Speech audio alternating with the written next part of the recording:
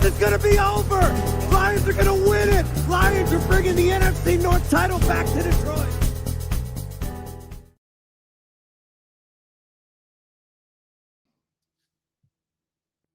All right. What's happening, everybody? It is Off the Cuff Podcast. Man, am I having a rough day with this one today. Monday night edition, though. We don't always do this on a Monday night, but we have to on day one of free agency. It is interesting day. Let me give you my immediate takeaways.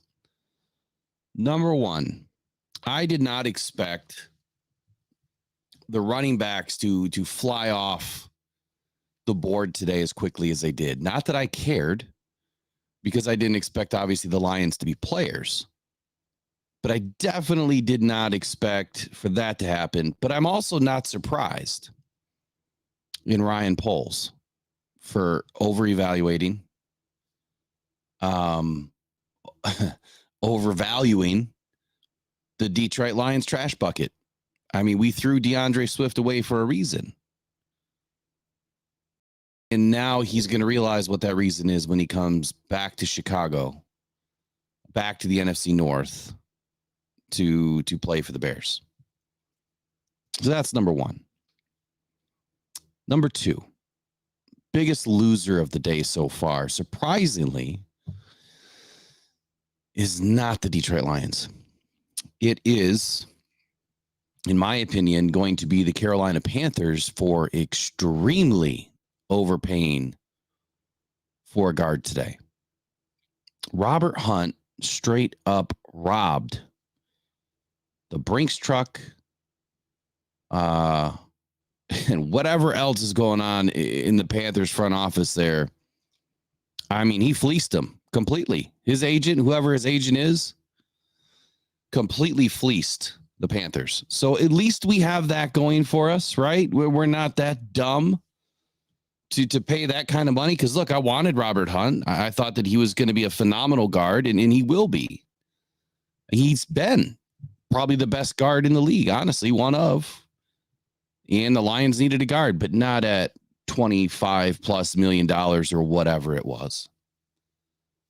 Yeah, Will Scott. Chicago's got a terrible O-line, man. Swift is going to have a rough day. Or two, at least twice a season against the Detroit Lions. So as the thumbnail stated, did we get worse? Did we get better? What the heck happened today? For a team that talks so highly about getting better every year, and that's it. Improvement is what you hear out of Brad Holmes. All the improvement. We got to get better. We need to upgrade year over year. I don't know that I saw improvement today. If anything, I think I saw some panicking. That's what I saw. That's, again, out of the box with it, right? Just like a draft, you're not going to grade free agency today. You can't. You're going to get the reactions today, but you're not going to be able to grade free agency until, probably midway through the season.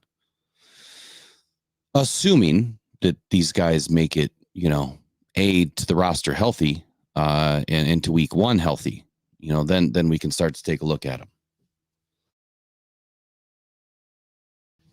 You have to excuse me a little bit. My voice is killing me, and it's just, hey, it's been a long day, man. A lot of talking. So let me see who we got in the chat. We've already got over 100 people lined up in the show tonight. Better the Hunt. Thank you for being mod tonight. Appreciate you and your help. Zachary Gardner, welcome to the show. It sounds like a new name to me. I'm sure you've been in, but with all of the new names and 500+ people in these streams the last, 12 hours, it's kind of tough to stay into the chat. Zachary Gardner, thank you for joining Rockdown Podcast Network tonight. Al Torrey, Lone Wolf, Mark Baylor, another new name, Daniel Highborn. Appreciate you guys being in tonight. Warren King. I remember Tobin wrote. I don't understand the name, but it's cool, whatever it means. Rick C, Bujo, Lions Talk with the bad guy, Junk Appler. I think that's what it says. Alpha Gridiron 1, Jim Trey, Dom the Bandit, Justin G. So a lot of new names in tonight. Appreciate you guys all. Full State Farms, Braylon Dennis, of course, always in. And who else am I missing here? And if I miss some, it's not by purpose. Eric Smith, Lion Dog, streams only. All right, y'all. Look, appreciate you guys. You guys are the best. The best way you guys can ever help us out, by being a supporter, by being a sponsor of the channel, is doing what you're doing right now. And that's just showing up and being here and watching the streams, participating, liking the streams, sharing it with a friend. That's the best way you can always help us out. We appreciate it. So there was something that Jeremy Reisman put up earlier, which was Brad Holmes' quote from one of his pressers. And I want to read it. So he says, the next few months, it's a lot of speculation and it's a lot of opinions. And people don't know what's going to happen, but I just hope that, but they know that every year we have not led them astray. Dan and myself, we've been very upfront and straight with everybody and say, look, again, every move is intentional. Every move that we make, again, every move we do not make is intentional. And I'll even go back to the past drafts that we've had. Every single pick, free agency, every signing, it is very intentional. So I don't want the fans' joy to be derailed. They should be proud of their football team because the fans have earned it and the fans deserve it. And also, I want them to know that over the next few months, every move we make, it's to win in December. It's not to win in March, April, and May, which is easy to do. You can, if that's your aim, you can win headlines. You can win March, April, and May, but no, everything is intentional, and it may look strange. It may look like, well, why they do this? Why? Trust me, it is to win in December. And so that's why we've made the moves that we have made. And look, the reality is, look, everyone can't play here. Everyone can't play for the Detroit Lions. That's just the reality. Is it the reality, Brad? Not everybody can play in Detroit. I will say that it takes a certain type of person that belongs in Detroit. I mean, when you look at the roots of Detroit and what Detroit football is and the people of Detroit, the city, it's been through a lot. The team's been through a lot. The people have been through a lot. The teams in Detroit are what a lot of us fans hang our hat on at the end of the night. Maybe that 3 hours watching a baseball game that gives you joy on a hot summer night when you don't have any air conditioning because you can't afford to pay your AC bill. Or, when you were a kid, maybe bopping down to watch a game with your father, your grandfather. There's a lot of reasons why people are fans of Detroit teams. And there's a lot more reasons why these teams mean so much to them. As a fan, as a content creator, somebody that enjoys, giving the media perspective,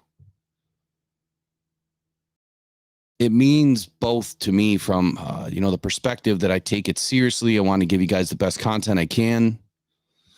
But also, I try to give you the fan perspective, the realistic perspective, all sides of it. It's all encompassing to me. And today was a little confusing, to say it mildly. Alex Anzalone put out a tweet this morning about 10 a.m. Don't know if you guys caught it. I'm not on Twitter a lot. I'm a fake Twitter user. I'm not that great at it. But he says this. He said, Lions fans, what are we thinking today? And when I caught the tweet about, I don't know, maybe 2 hours ago, I responded with, you do not want me to answer that right now. Because I did write this big, long message, and then I deleted all of it. That's my habit when I'm, angry about something, frustrated, upset, whatever it is. I might write something, and then I'll delete it. I got it out. I got rid of it. And I was going to give him a piece of my mind. Here's what I'm thinking today. Like, WTF, dude, what's going on? Go talk to Brad. Where's Sheila's checkbook? Like, what's up, man? This is a team that was 30 minutes away from the Super Bowl. And you trading, what are we doing? Now, again, I got to go back to what I said in the beginning. I can't judge it right now. Can't evaluate it right now. We have to let it sit. We have to get through free agency and the draft to see where we end up. But today felt like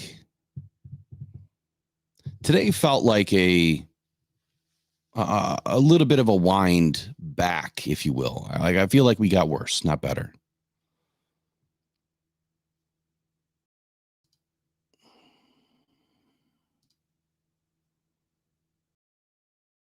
All right. So let me see what a few people are saying here. Zachary Gardner says Brad does have vision of what fits and what does not, but at times you just need a baller that has skills, not just grit, mouth, and attitude. You need to be able to shut down, not allow 200 yards for a wide receiver. Dude, that's preaching to the choir, man. Yeah, I think that's some of the things that a lot of us are thinking here. Like, I think one of my most famous quotes this past offseason is, Brad, we don't need just, all of these Walter Payton Men of the Year on the team. Like, not everybody has to be like that. You kind of need the pissed off, gruntled dude in the corner that doesn't talk to anybody, may not have any friends in the locker room. So what? When he goes out there on a Sunday, he kicks ass. That's what you need. He's not like someone's going to get in trouble or create drama, but maybe he's just all about ball. Maybe he doesn't care about any of this other stuff. He just wants to show up, punch the clock, unpunch the clock, go home. Maybe some people just treat it like a job. I mean, it is. It's a career. So sometimes you just need a dog is what it comes down to. So I'll ask you guys again. Did we get better or worse today? No, Craig Medeiros, and thank you for stopping in tonight. We're not acting like the free agency's over. But here's what is over. And I wish I had the list in front of me. Here's what is over. Every single top tier option is gone. Except for Snead, who's on a team. And Daniil Hunter, who's going to cost $25 million, probably, maybe more. Who knows? There's nobody else. I mean, you've got Kendall Fuller that's laying around still, and I guess I haven't, updated anything here in a little bit, so I don't know if anything's changed. Actually, I better pull this up too while.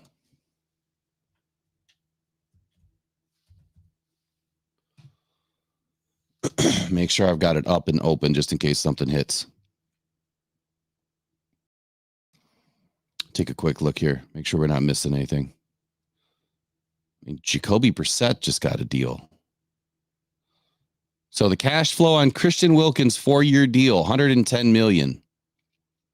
$29.5 million year one, $58 million year two, 84.25 million year 3, 110 million by year 4. So he's getting front loaded quite a bit of money. That's exactly why he's not a Detroit Lion, because he wanted too much and he wanted it front loaded, not back loaded. I don't think I've missed anything. I mean, the last things that I see here is the Patriots did re-sign Michael Onwenu. It's a big surprise, but they got it done. Again, another phenomenal option that could have came to Detroit. You know, here's the thing, and I will get into some of this, but you know, here's the thing for me. Like, you gave up a 3rd round pick this year, Brad. We have 7 picks. Now we have 6. Plus, an extra 6th round pick? Like, there's literally nobody in this draft after the 5th round that's going to help us, in my opinion. After all the evaluations that I've done, and no, I haven't looked at everybody, but I've looked at a large majority. And I don't see anybody that's a game changer. Depth guys, sure. Plenty of good depth guys. But there is not enough guys in this draft, number one. Number two, you needed that 3rd round pick. Like, that's the bread and butter of this draft. Right after the 3rd round, it's slim pickings, and we don't have a 4th. We had 2/3.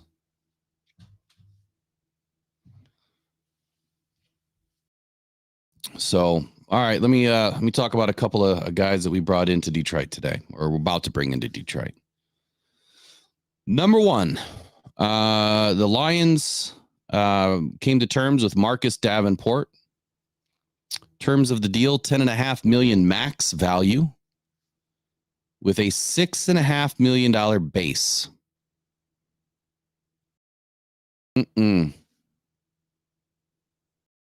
He straight up just robbed the Lions.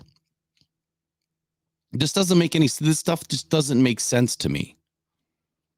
Dude's had 2 sacks, played in 4 games. He's got terrible grades across the board. I mean, the proof is there in the stats. He's done absolutely nothing while he's been in the league.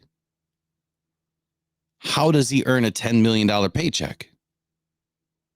Another 1-year prove-it deal on the defensive line that has 0 depth. 0. No depth. We don't have any long-term guys besides Broderick Martin. It's $6.5 million. And the deal is $10.5 million. Their streams only. You gotta listen to the facts. It is a $6.5 million base salary with a $10.5 million cap.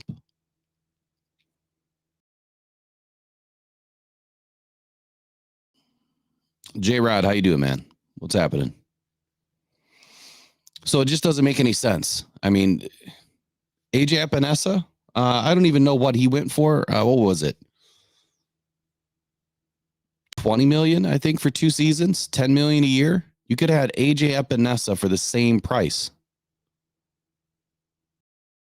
And I said that's what AJ Epinesa was going to cost.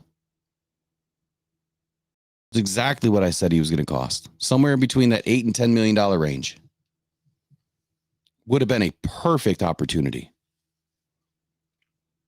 He must not have fit the culture. I don't know. But the second option, or the second guy that the Lions have brought in, they traded for Carlton Davis. They gave up a 3rd round pick. They received 2 6th round picks in return with Davis. And that's a 2024 6th and a 2025 6th. Now, Brad Holmes did say that he was a DB snob.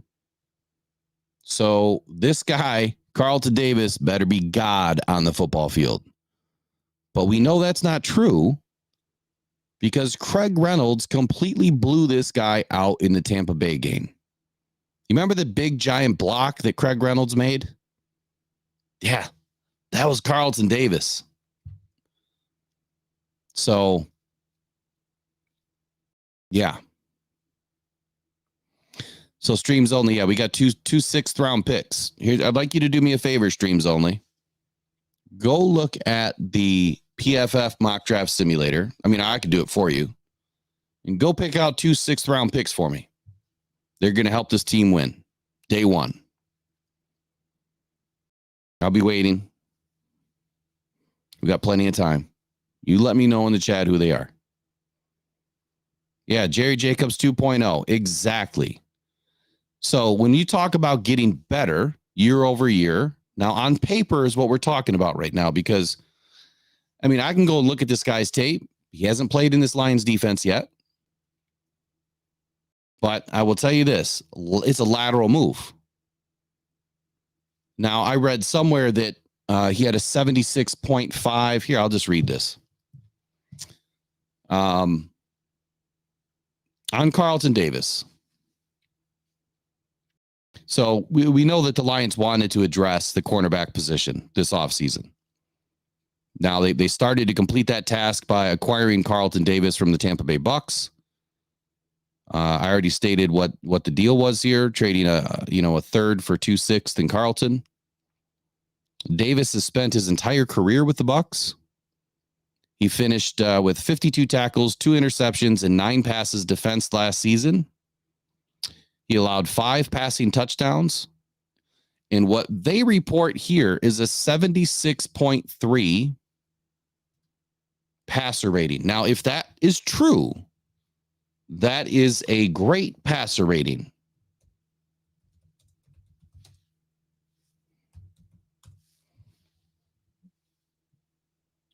Let's see. Oh my God. I even wrote Carlton Banks in there. It's Carlton Davis. So I'm going to pull up his PFF. Now, all of the stats are the same. 44 tackles, solo. And over here it says 52 tackles, 2 interceptions, 9 passes defended. I would have to go to a different screen for that. But passer rating allowed, 107.4. So I don't know where they got 76.3, but according to PFF, 107.4. That is exactly like what Cam Sutton had last year.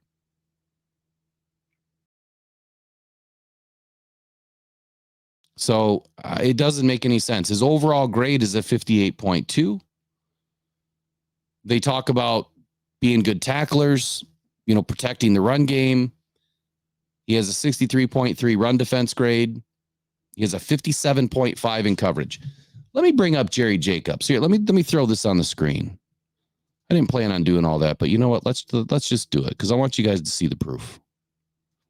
Now, again, I can't judge, right? I can't judge this guy until we get through about halfway through the season. And I'm not the all-knower, all-judger, evaluator. I'm just a guy with opinions that puts the research in. So, all right, there's your guy, Carlton Banks, Davis. Let's see how Jerry Jacobs did. And Jerry Jacobs would have cost what, 3.5 mil this year or something like that.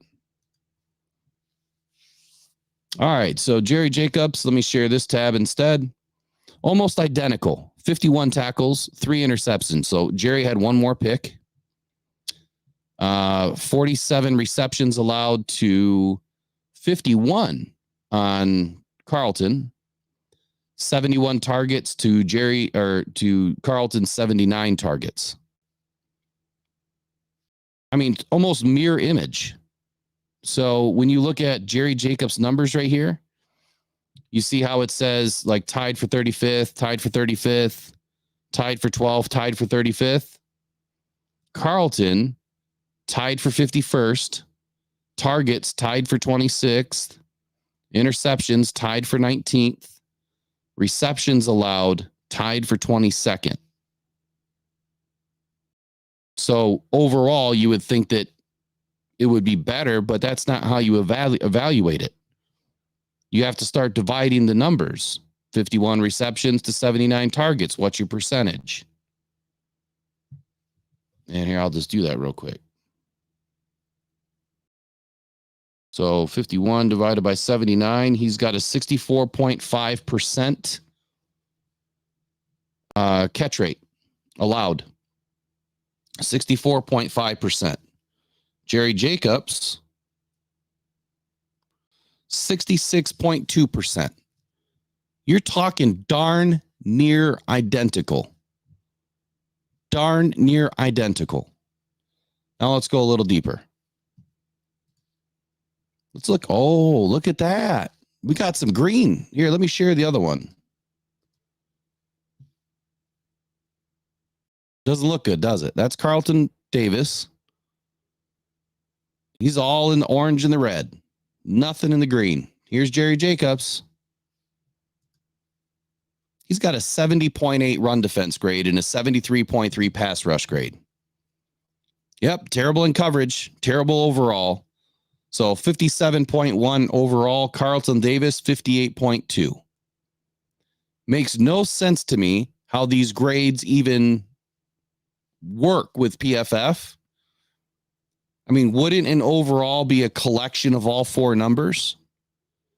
Well, if Jerry Jacobs has 2 in the green, and those numbers are, 10 and 15 points higher than the other guy, how would Carlton have a better overall ranking?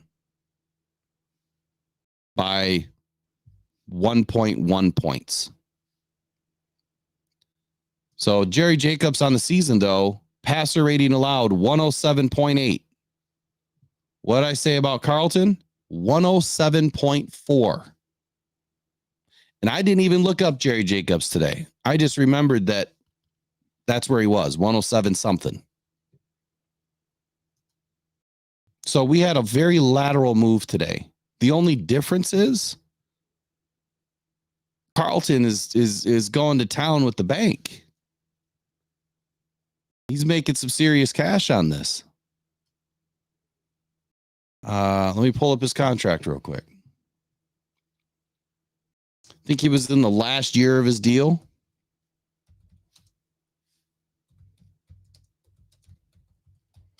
Now, I haven't heard any reports of them, restructuring any contracts or anything like that, but he is set to make $14.35 million this year. How about Jerry Jacobs? Now, I was all for Jerry Jacobs not coming back to the squad because we were supposed to have a major upgrade.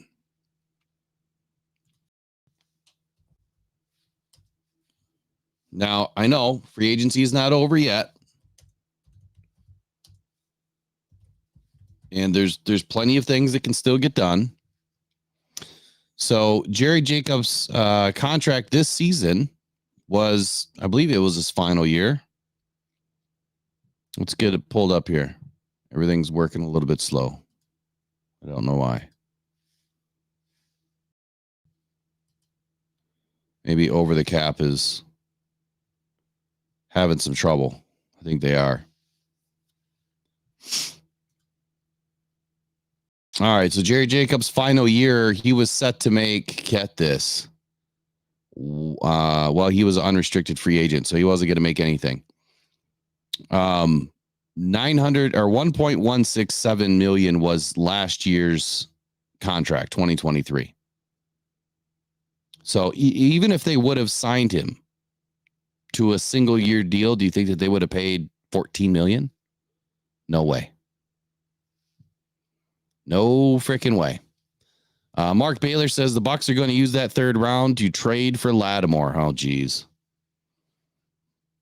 I'm not big on Marshawn Lattimore yet. I think that there's better, younger, guys that are available right now that probably wouldn't cost as much down the line, but I think that there's better cornerbacks available, period. So at the end of the day here, speaking about Davis, how does this trade fare for both teams is the question. Somebody gave the Lions a B+. I don't know how. I mean, we just went through it, didn't we? I mean, I just gave you guys the proof. Very lateral move based on the stats. I can't say that Carlton is any better than Jerry. I want to say that, you know, their combines, their overall physical ability, height, weight, you know, wingspan, all that stuff. Pretty similar. I think Jerry Jacobs is what, 5'11", maybe?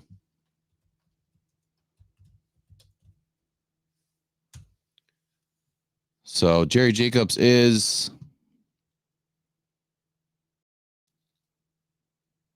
5'10", 208. To Davis, I think he's 6'1", 206, 209, something like that. So he's got a little bit of height, a little bit of wingspan on him. But Jacobs didn't let it affect him. I mean, he still played decent at times. I just haven't seen any tape where it's telling me that Carlton Davis is worth $14 million a year. So, I mean, Detroit certainly needed to address cornerback, right? We need depth. I'm okay as a depth piece, but are you telling me that this is our number one corner right now? The Lions need to get aggressive with corner. We have no depth.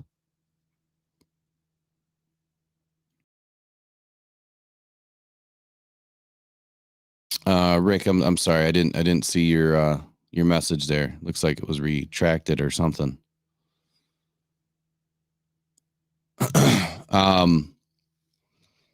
Emmanuel Mosley played just 2 snaps last season before going down for the season with a torn ACL in his right knee, 1 year after tearing the ACL in his left knee.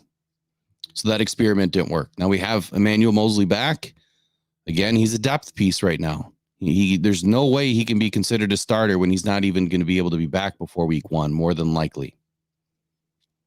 And if he does get back, great. I just hope the Lions don't rush him back. Cam Sutton allowed 5 passing touchdowns, had an 80.4 passer rating in coverage last season.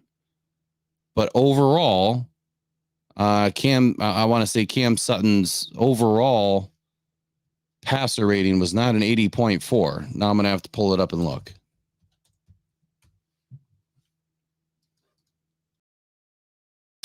His overall passer rating was 113.9. 113.9. You want to know what's crazy? Look at Cam Sutton. That's the other thing that is blowing me away. We're paying Davis more than we're paying Cam Sutton. That just dawned on me. Cam Sutton's grades are terrible too. The reason why I show you guys this stuff is because I don't want you to think that I'm just talking out of my, you know what. 89 targets, 60 receptions. So what's that? That's about a 78%. Or 68% catch rate, completion rate against. Terrible grades. 1 interception, 113.9 passer rating allowed.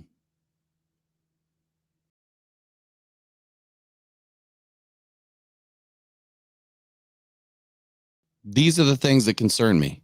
Like, why are we not upgrading, you know, the most glaring issue? And again, I know it's not over. It's not done. It's day 1.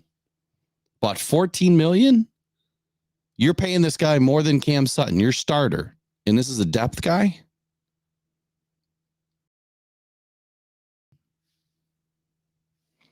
So it looks like there's a question in there by JC. Look who he's been guarding.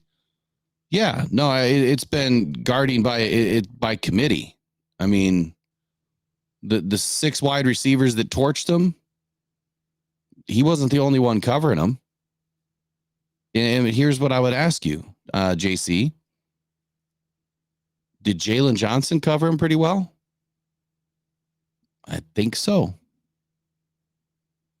I don't think Jalen Johnson allowed Jefferson to go over 80 yards both games. So I think you need to look at some of the other corners in the league that have had some great success. So the one thing that you're going to get from me and that you're going to learn, about my channel, especially if you're new, is that I'm very realistic. I'm not, going to jump up and down, smash my fist on the table, yell and scream. That's not me, but I'm going to give you the facts. I'm going to shoot you straight. We're going to be honest and transparent. I am not going to sell you lines of Kool-Aid here. That's not what I do. I'm not SOL, never have been, never will be. Season tickets for 22 plus years. I'm the last thing from SOL. I'm just realistic.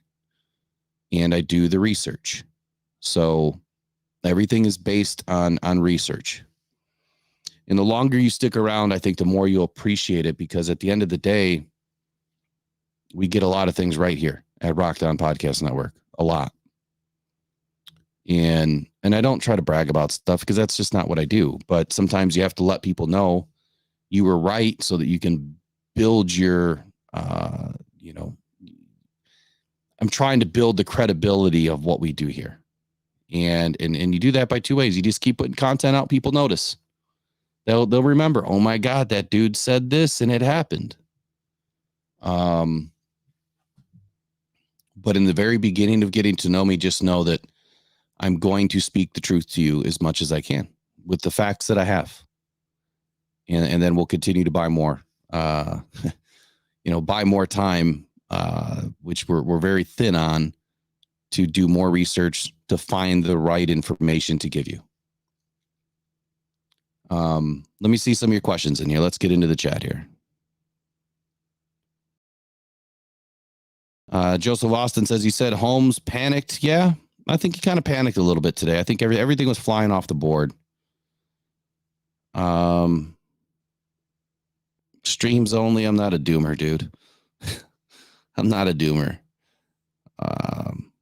And if that's how you feel, I mean, you can exit your way out of the chat. I mean, there's no sense in you being here because that's exactly who I'm not. I'm realistic. What I don't do is I don't do this. I don't say 3 weeks ago that we were told that JC Horn is going to get traded to the Lions and break the news. Or 7 days ago, say that the Lions were going to be, targeting or bringing in Frankie Louvu. That's what I don't do. I don't throw out a bunch of stuff and say it's from sources and it never happens. When I say it's from sources, it usually always happens. I put it on Twitter today. The guys that were going to be re-signed started off the day with one of them. Yesterday, the other one got tendered. Last season, I called the first 5 picks in the draft. So my sources are credible. I may be credentialed now, but I still need sources in this game too.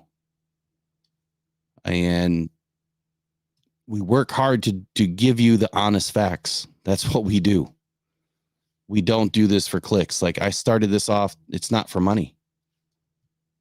None of this is about money. It's about the community. It's about the family environment. It's about the fan. It's about fun, passion. It was an outlet during cancer for me. And that's how it all started. And here we are today.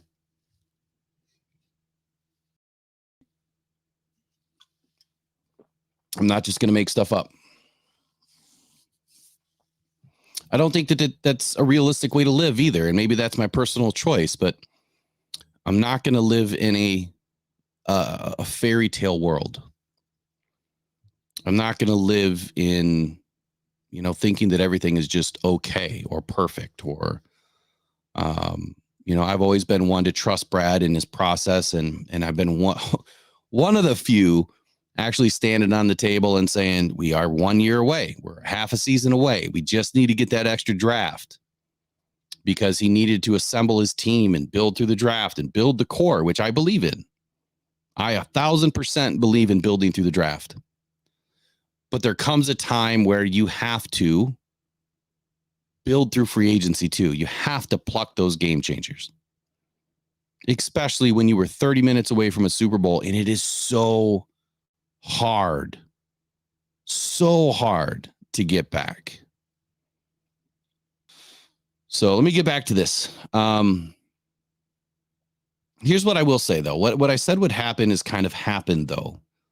It just didn't happen in the manner that we thought or expected it to happen, based on, the stories that we've reported on, based on information that we've received, people that we've contacted, other reports that have come out. There's been a lot of information spread that said, I don't know why this chat is not working for me. Let me use the other one. There's been a lot of information spread that pretty much said, yes, I am in remission right now, Braylon. Thank you. There's been a lot of information spread that the Lions, number one, were going to target Snead. And so what kind of blows my mind with this is the trading of a third round pick, when you would think, and what's been reported, speculated by the 3-letter, the 4-letter, analysts out there, that you could get them for a first round pick for sure. Right. But it's going to be pretty tough to get a first round pick from any team without a sweetener that the Chiefs are going to throw in, whether it's a third or a fourth. And at some point, the Lions should have looked at this situation today. For me, it's what I would have done. And I would have said, okay, I'm going to give a third round pickup for this dude and pay him $14 million. Or I could probably put a second and a fourth, or second and a fifth, add an extra $4 million to the number, and bring in L'Jarius Sneed. I mean, to me, that's a no-brainer. Forget Marcus Davenport and his $6.5 million. You've got L'Jarius Sneed. That one move today for L'Jarius Sneed cancels both of these moves out. L'Jarius Sneed is going to give you way more on the field than both of these guys combined, in my opinion. And I hope that they prove me wrong. I really do. Brandon, I don't attack people. They attack me. So if you don't have the wit to understand an opinion in what it is, and then you tell me I make stuff up, you're calling me a liar. I'm not gonna stand for that. So I know who half the people are in here, and I know the other half where they're coming from in the agenda that's being served. I'm not dumb. So yeah, exactly, Lone Wolf. I see, now I can see Brad moving back. And I really believe that that's probably his agenda right now, that there's nobody that's going to be good enough at 29 for him to stay there when he can't move back and pick that third round pick right back up. And that's probably what he's going to do. He's probably going to move back into the first, or back out of the first into the second round, early second round, grab a third round pick. And maybe an extra sweetener. Maybe he grabs another sixth or a fifth or a fourth next year. That's what I'm expecting at this point. And to your point, Nick P, yes, Kendall Fuller is better than Snead if you go by PFF overalls. I can't say that I compared them side by side, but to your point, Kendall Fuller's still available. The last I checked, I don't know what's changed in the last hour and a half, but he's still available. Now Awuzie was taken. I think he went to where did he go? The Titans or something like that. I can't remember where he went, but the entire free agency pool was depleted today. And that's why day one, even though it's tampering, it's really like free agency today. I mean, everyone's making deals. These deals are going to happen. So I have a firm belief that there's still going to be some action on the Lions' behalf. Like I said, what I said was going to happen. They were going to get a DT or a defensive end, and they were going to get a cornerback in free agency. guaranteed. And they're going to do the same thing in the draft. Now, it all depends on how they feel about, Marcus Davenport and Mathieu Betts already. I assume that Mathieu Betts has already been working out. Maybe he's coming in and they're working on things. I don't know all the rules as to when he can actually come in and not just use the weights, but do other things as well in front of the, staff. I know it can't be like an official practice or anything. I'm sure workouts are just fine. So to the point here is this. They got a good start today. They're not the players that we wanted. They're not the players that probably make sense to a lot of us, just based on availability, based on money, based on the rankings, the PFF rankings. But they could work out. I'm not confident in it. I'm definitely not confident in the amount of money. But this is Brad Holmes' baby. And he's been doing a great job so far. So once again, I'm going to have to turn it over to Brad Holmes to say, dude, show us what you're working with, man. Because now it's time to put up or shut up. I mean, you just almost brought us to a Super Bowl, and I don't know how many times I'm going to say that. What are you going to do to get us back? Because we just played 8 teams, or we had 8 games versus 7 teams this last season that all went to the playoffs. And I think all but 3 of those teams didn't go back. That's how hard it is to get back to the playoffs. There was a question in here just a second ago. Let me turn these lights down a little bit.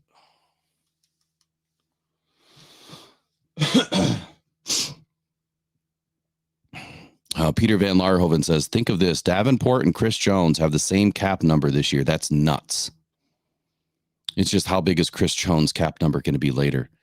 What are my thoughts on DJ Reader or Hunter? Let me say that again. What are your thoughts on DJ Reader or Hunter?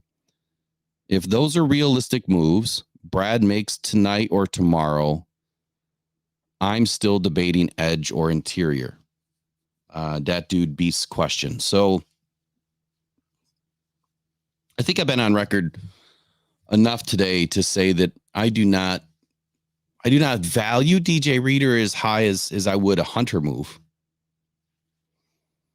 Spotrac and Over the Cap have been so far off on valuations.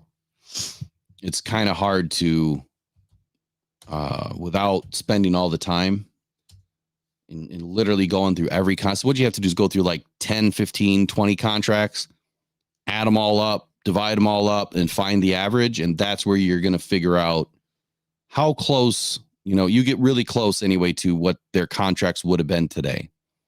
For whatever reason, Over the Cap and Spotrac have been really off. So let me look at DJ Reader's market value real quick.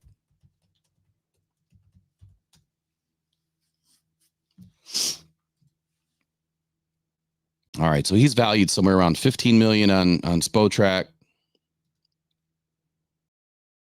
And see, that's a huge difference. 15 million on Spotrac, then 6.8 million on OTC. That doesn't make any sense to me. With a 13.25 APY. So we'll just call it 14 million is his number.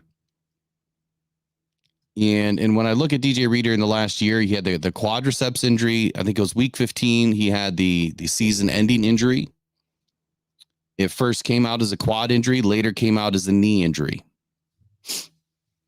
So that doesn't make me feel good. Not at 14 million a year, coming off a major injury. I think we've had enough of those types of guys. Unless it's going to be like some really cheap deal and he's like already fully healthy, I don't think you could do it. I think if it's a really friendly deal, then I'm not afraid to take a flyer on DJ Reader because he's been pretty dominant. He's a pretty darn good player. And we do need a dominant defensive tackle. But Danielle Hunter, if you can get him, get him. Right now, I'm in the position of you've got to do something. You've got to do something to bring in a guy that can totally change the game.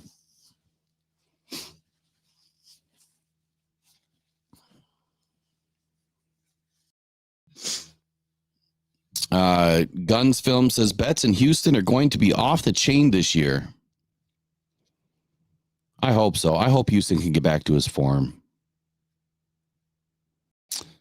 I'd have thought Hunter was a San Francisco 49er by now. I can't remember now. Who did they grab? The 49ers. They grabbed a couple of guys today.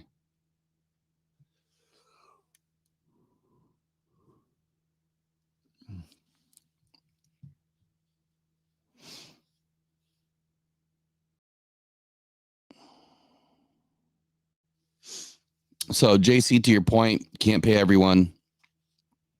If we make huge signings, most likely we will lose one of our own big names. So that's a good point. The thing is right now, and on this channel, we've gone through and done full roster evaluations and then extensions. And you can,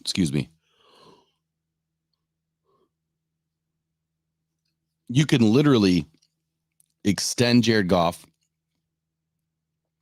extend Amon Ra, Aleem McNeil, Penei Sewell to max deals and kind of mirror the deals to like what everybody else has been doing. Couple of void years for each contract and still have about the same number as you would right now in cap space. Obviously minus your sign bonuses and then your base salary, which would eat up, about 20 million.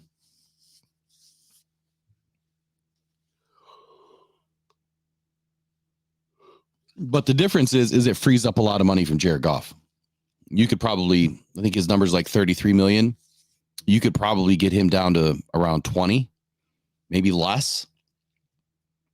And then you spread out that signing bonus.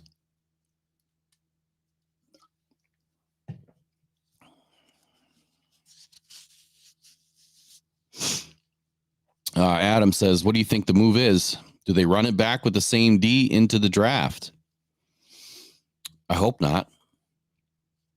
I think that they still have to. I think that they still have to go out and get at least two more free agents. I think that we're sorely mistaken if we are settled at offensive line. I mean, I'm glad that we got Graham back. That was huge because when you think about it, Graham, he covers three positions: right guard, left guard, and center. If somebody goes down anywhere in that middle, he can cover. The problem is, who do you have behind him? Absolutely nobody. So that scares me. We've seen it this last season that we didn't have enough depth. And I think that's going to be a big to do if they don't get something done.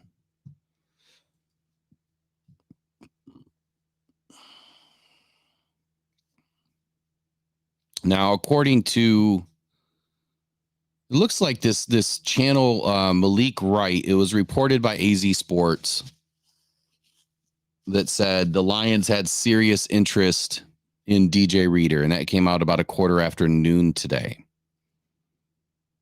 Now, when I've looked at Malik Wright's YouTube channel or whatever it was, I mean, he looks legit, has some, credentials and accreditations and stuff like that. Not sure how plugged he is, but let's just say for argument's sake that he is plugged in and he's got some answers. How much are you willing to pay DJ Reader based on his injury history? And what is he going to be, 29?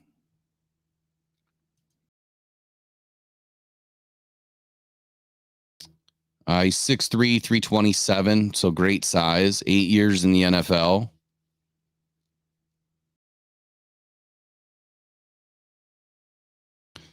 His current contract is 21 out of 236 interior defensive linemen's contracts.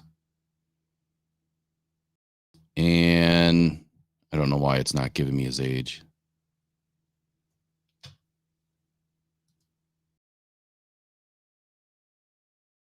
think OTC is having problems today. Like I can't even type a name into player search. But anyway, how much would you want to pay him? I mean, if he's in that $14 million range, I mean, again, you're talking Carlton Davis. It's Carlton Davis money.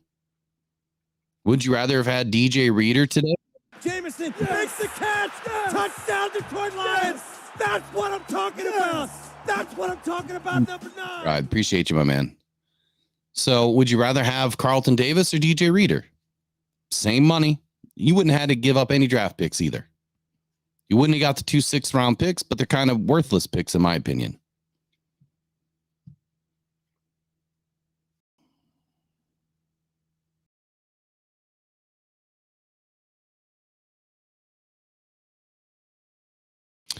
That is a great point, Peter Van Larhoven. He says, we just gave up a top 100 pick for a 1-year rental that it's also costing us $14 million.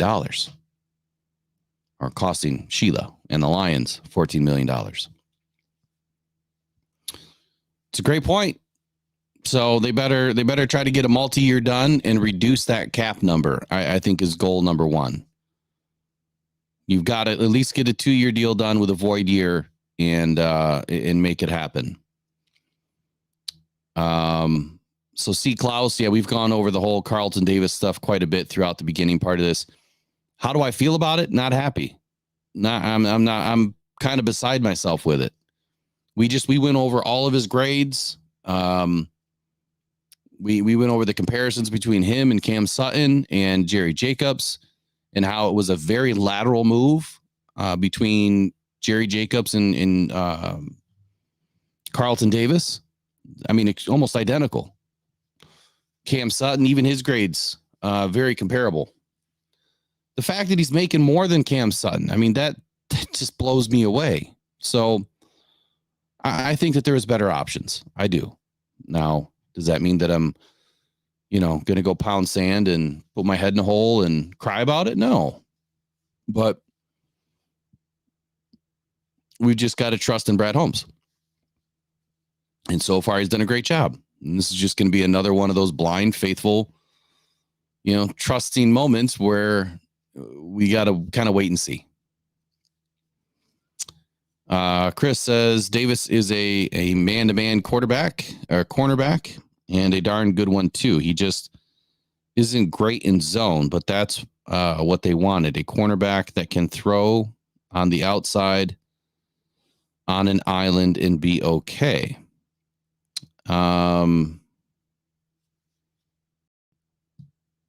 I don't know that I gather that from Davis's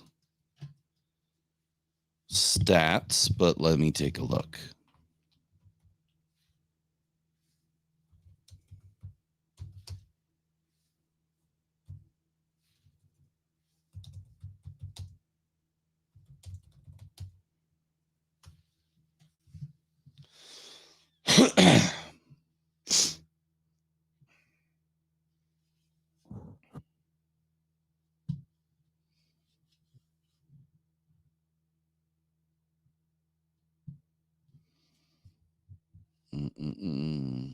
Man, it's crazy how much stuff is already online about this trade.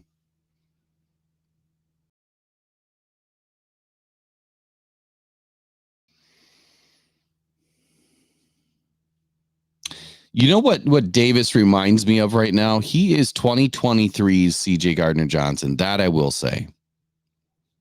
He's a bigger pit bull than CJ Gardner-Johnson. He like this statement right here. He says we're going to wreck shit in 2023. He'll make sure that the entire Tampa Bay Buccaneers team follows his lead. that the shutdown corner was warning the NFL. So he does have the energy. He does have the tenacity. And he's got the mouth. He does like to talk.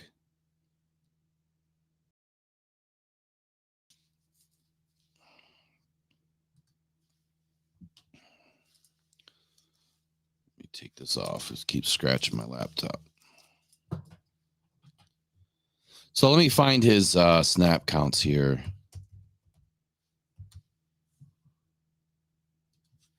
And we'll take a look exactly where he played, inside, outside.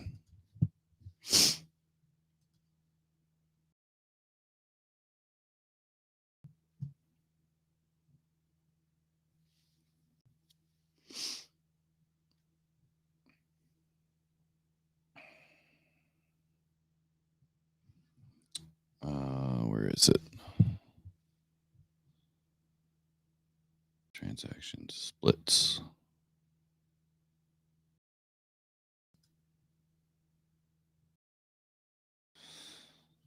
Let's see here.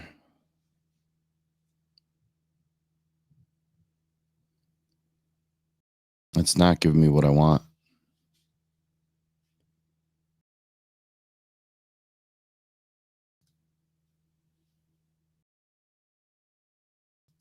If I can't find it here in just a second, I'll move on because I'm not going to be hunting for it forever. It's one thing I don't understand about Pro Football Reference. It's like sometimes they have it, other times they don't.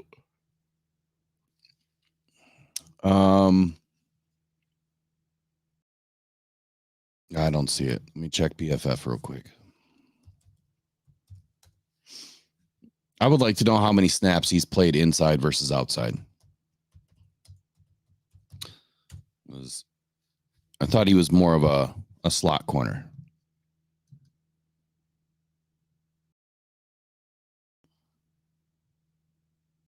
With the ability to go outside.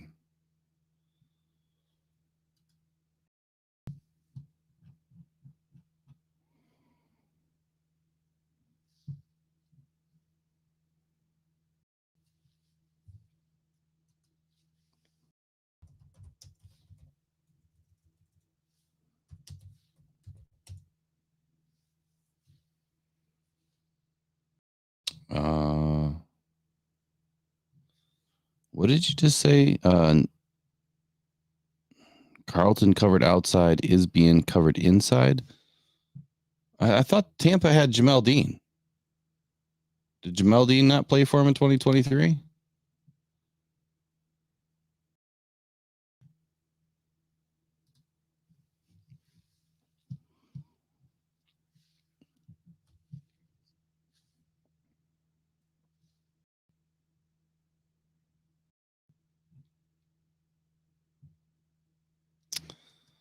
All right, so here we go. I think we're getting closer. Snaps by position. And detailed positions. There we go. So he played. Well, that can't be right. Oh, it's game by game. Okay. So week 1, he had 62 snaps at wide corner, 31 at left corner, 31 at right corner. So he split. Week 2 and 3, apparently he didn't play. Week 4, he had 60 at left corner. All of these are at left corner. So week 4, week 6, week 7, week 8, week 9, all of them. He played left corner. So primarily, I believe, right side of the corner, right side corner is going to be your X receiver, your wide receiver. Doesn't mean that he can't go out wide. I mean, you could be covering inside in the box or inside the slot and have to move out wide. But according to this chart,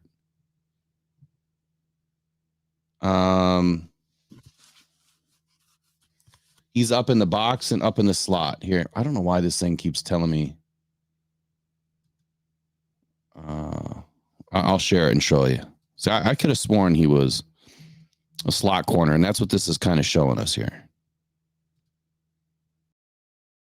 I don't know if you guys can really see that well, but we'll try to zoom in on just a couple of weeks here.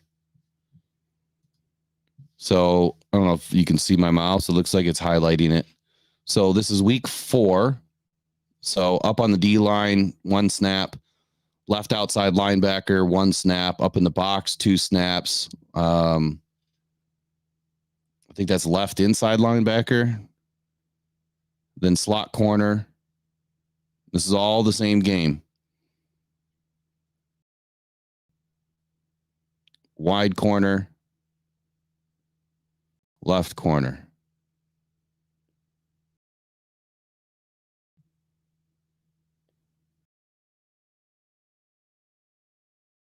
So he played the majority of his role at left corner. And often his snaps are up in the box, slot corner. So he's versatile, which is good. He's versatile. And that's important. So, like I said, I'm not going to hold out hope, but at the same time, I hope he turns into something that's beneficial and helpful to this team this season. Who else is in here? Demigod 313. Hey, nice you to join. He says it's weird because Brad never goes after none of the players we ever talk about. He does at times. I don't know if you were in the show the other day, Demigod, where I went through all of the free agents that Brad Holmes has targeted have been previous guys he's met, between the Rams and the Lions. Well, the Rams, really. All of the pre-draft visits. And I have not gone to look to see. We should do it now. We'll see if this guy was a visit while he was with the Rams. Let's take a peek. Brad Holmes visit tracker. See, this is how crazy I go with the stats for all the newbies that are in here. Let's look for Carlton Davis. When was he drafted again? 2018?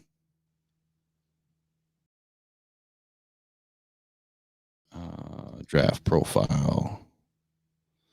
2018 round 2. Pick 63. The other thing that I'm looking at too is his draft profile on PFF has him at slot corner, box, and regular corner. So he's hardly out deep, but he's in the slot or up, in one side or the other at corner. So versatile.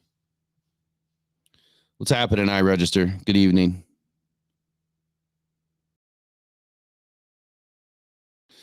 Yeah, so like you were saying, he doesn't go after the big time talent that would help the Lions in a major way. So this is where I'm kind of really miffed because he spent big time money today.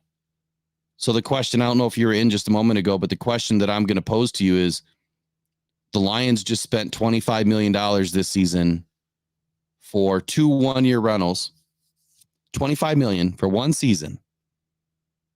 You're telling me that you couldn't have brought in somebody better with $25 million? I don't know about that. That's what kind of blows my mind.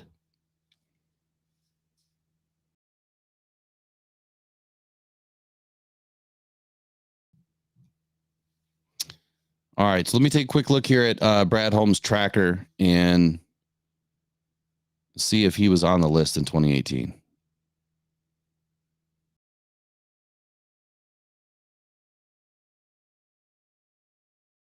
Can't remember if I did this earlier or not.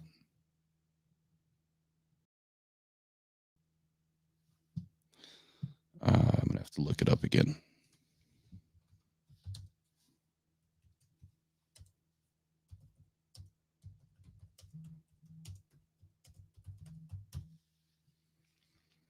All right, so the Rams top 30 visit tracker. They brought in Dorrance Armstrong.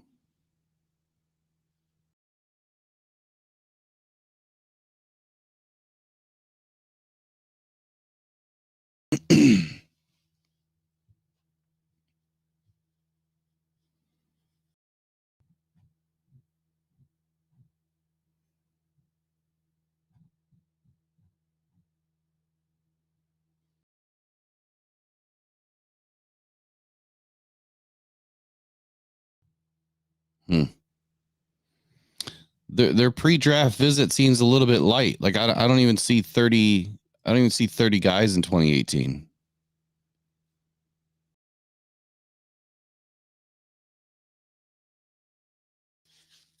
Walter Football has. I don't know if you guys have ever visited Walter Football, but do me a favor and go check out sportspider.com. One of our channel sponsors is sportspider.com, and they have an excellent website if you guys are looking for all of your sports in one place. You can put it together and whittle it down so that you have a nice home screen that has all of your sports all on one screen. No credit card needed, no fees. It's free to join.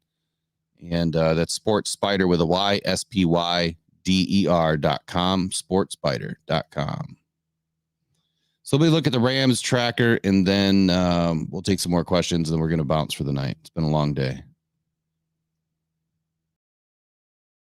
So the Rams 2018. And of course, it's not listed.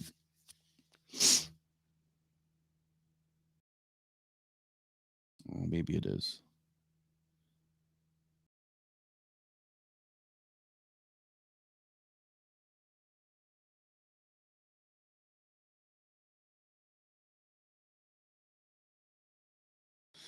So he doesn't look to be on it. So this would be the first year that both free agents were not pre-draft visits. So Brad's changing stuff up. And whether that's good or bad, we don't know. But, you know, we try to follow the trends. You know what they say about creatures of habit? They pretty much do the same thing year in and year out. And if he's been doing the same thing year in and year out, I would question why he's changing it now. Has he assessed something? Has he changed something? Does he see something that maybe isn't working out? And that's why he's making a change.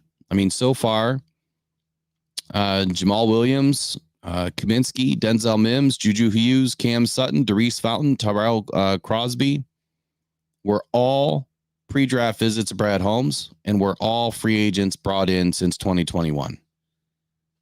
Now, the two guys that we just brought in today, or will be bringing in, never met with Brad Holmes in a pre-draft visit. So that's interesting. Very, very interesting. And I don't think that Carlton Davis has any relation with Deshea Townsend or Aaron Glenn at all. I don't think they've ever worked with each other at all. So I haven't looked into Aaron Glenn's, but from what I understood with Davis, though, I don't think that he had. I mean, he's been with the Bucs the entire time. You know, he's been in the NFL. So I don't think that Aaron Glenn ever played for the Bucs, right? But that doesn't mean that what's his name? Marcus Davenport, he might have a connection. We'll have to look more into it. All right, what other questions or statements? What other things you guys want to get off your chest tonight before we end tonight's show? iRegister says, I want to see 3 killers on the defensive line as starters, and I'll reserve judgment on everything else. So 3 killers, that means Aiden Hutchinson is 1. We need 2 more. Is he Liam elite? I don't think so. Is he good? Yes. Is he really good? Yes. But he's not elite. And I'm hoping that we find somebody that's elite. Davenport has background with Glenn and Campbell. There we go. Thanks, that dude beast. Demigod 313 says Brad has to go after Hunter at this point. Just get Hunter in draft. Need in depth. I agree with you, man. We've got to get Hunter at this point. Have to, right? That or Snead. Or if not Snead, I mean, you really don't even need Snead. I mean, to be honest with you, you can't give up any more draft capital. You just gave up a 3rd round pick. So unless it's a 2025 first that he's willing to give up, you can't give up any more draft capital. I would say right now the number one move is backing out of the draft at pick 29 and getting into the 2nd round early. Like pick 36, pick 35, 37, somewhere in that range. Adding a mid 40s pick. And I think that you'd be in great shape. J-Rod, there you are. I can't see everybody's questions, man. I don't ignore anybody ever. So if you have a question, go ahead and say it. I can't get to everyone. Nick P says, if they could pull Fuller, I could go for it. Draft of offensive line at 29.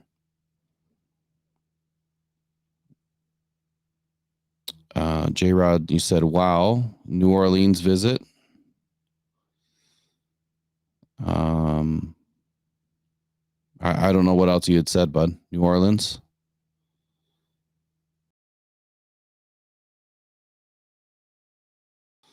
Chiefs lost their punter.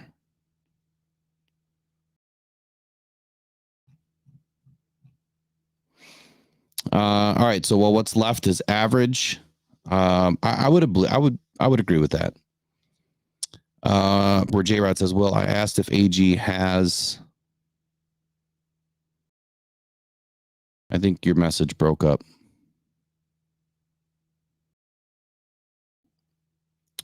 Demigod says, yeah, go after Fuller and make Cam Sutton a backup. I don't think that would happen. I think they would be 1 and 2, and I think that Davis would end up being a backup. So, I mean, what's the biggest thing that I said that would remain true this free agency? I mean, the people that have been here the longest and listening to me the longest, I think that they know the 2nd tier guys is exactly what I said Brad Holmes was going to do.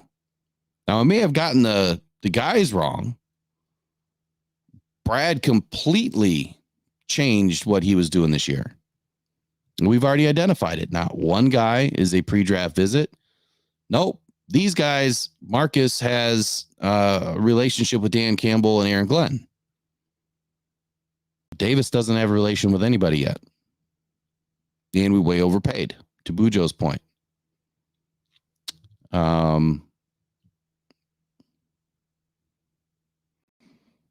Does AG have a connection to Davis or a New Orleans visit? So AG has the connection to Marcus Davenport. I don't know about a New Orleans visit. I haven't looked at New Orleans visits, but I will. Hey, you know what? Let's just do it right now.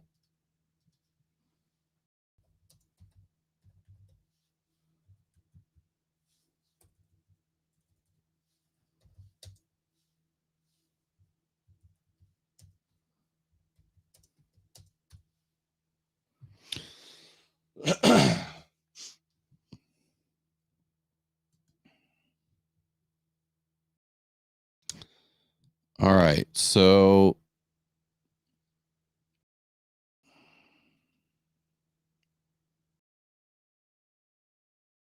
man, there's some good ones in 2018. Josh Sweat, Cortland Sutton, Lamar Jackson.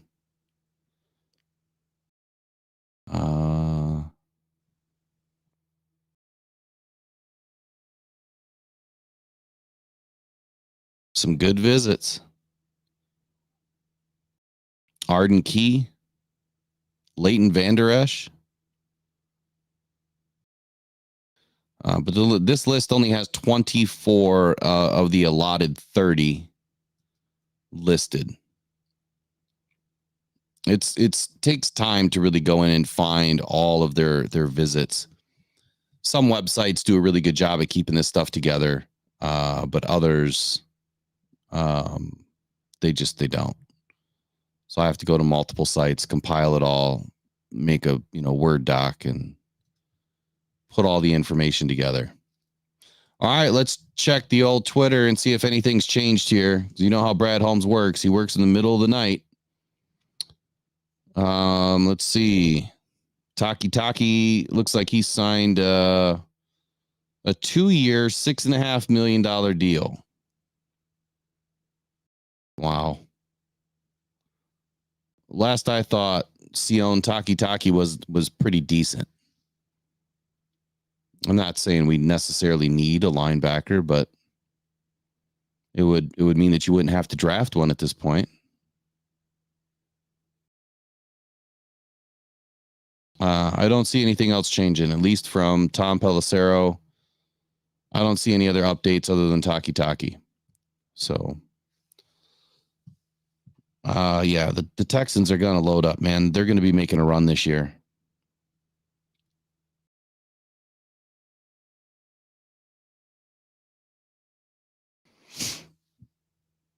Ben Smith says Antoine Randall L was a coach for the Bucs in 2019 and 2020. So he would know Carlton Davis's work ethic. That's a great point. Way to go, Ben Smith. Good job. I don't know all the places that Randall L was a coach at. So that got me. That's a great point. Kiara Waymer, Brad drafting Stiggers from the CFL to add depth. So I think that there could be something to this. Like, does he really have a big value on Stiggers? Because now, I mean, the secret's out, right? Everybody knows that Stiggers is on the radar. And if he's that good, I know that a lot of people have been saying that he's pegged to go undrafted. And if that's the case, I would expect that the Lions could bring him in and make something happen. Maybe you end up using a couple of, a 6th round pick and just take him in the 6th round. Don't even let it get to UDFA. Just draft the dude. And I mean, you got 2 extra 6th round picks this year, one this year and one next year. You might as well use one of them. But anyway, I appreciate you guys joining me all day long. I think we went live 6 times today. It's been an interesting day. We'll be watching the Wires tomorrow and getting right back to it bright and early. But for tonight, I think I need to go rest my voice before I lose it again. I don't want to do that. You guys have been great. And no worries, J-Rod. No worries at all. Just know that I can't get to everybody. Tonight's a little easier. There's only about 200 in right now, down from about 3 something. So it's a little easier to manage. Demigod 313 says, I can already see the defense may still be the same because a rookie is not going to help Hutchinson without a DT demanding attention. Exactly. See, Demigod, we finally agree on something. You needed that smack mouth, punch you in the mouth defensive tackle that's going to clog up the lane, and someone that's going to take on the blockers. And then if you grab a rookie, just like you said, then that rookie can finally go eat, and so can Aiden.